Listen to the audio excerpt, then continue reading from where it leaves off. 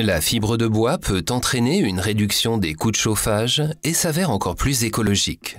Dirk Schira se construit actuellement une maison en bois massif à Lindau.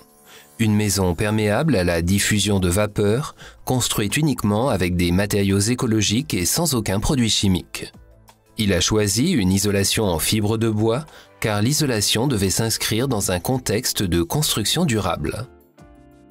Il s'agit surtout, comme je l'ai dit, d'un concept écologique, mais également d'une création d'un climat ambiant sain. Bien sûr, lorsque vous êtes dans une maison hermétiquement close, le climat n'est pas aussi sain que dans une maison qui respire bien, et cela n'est justement faisable, en principe, qu'avec la fibre de bois douce. Tout simplement le côté durable de la substance de construction et un climat ambiant très sain.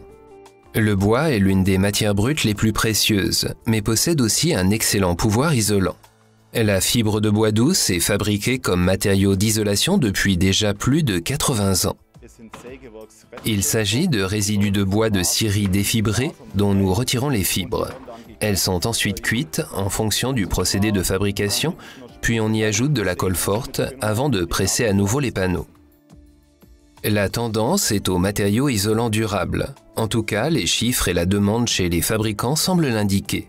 Certes, la fibre de bois est plus chère comparée au polystyrène, mais au final, on s'y retrouve. Nous avons une masse très élevée pour un matériau isolant. Nous sommes ici sur le bloc Pavavol de notre plaque de support courte pour 130 kg par mètre cube. Le polystyrène se situe entre 20 et 30 kg. Une bonne masse signifie aussi une très bonne isolation acoustique, une protection contre la chaleur estivale. Et la perméabilité à la diffusion du matériau est donnée.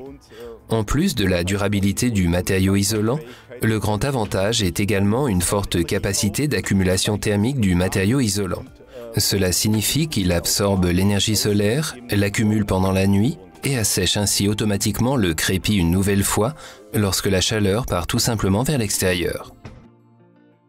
Le matériau isolant en fibre de bois peut être utilisé pour les toits, les murs et les sols et protège du froid, de la chaleur et des risques d'incendie. Utilisable pour les maisons en bois massif, il peut aussi être utilisé pour tout type de façade.